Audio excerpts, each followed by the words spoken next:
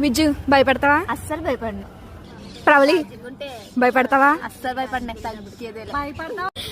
నిక్కి నువ్వు భయపడతావా? భయపడి చేసిన చెప్తాను. నువ్వు భయపడతావా? అస్సలు. చందు భయపడతావా? భయపడను. అస్సలు భయపడను.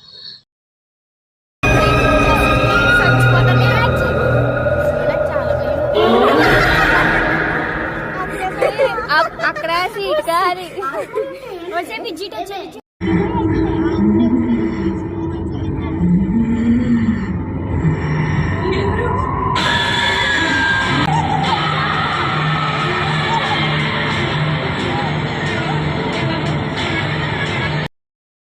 ఇప్పుడు చెప్పండి.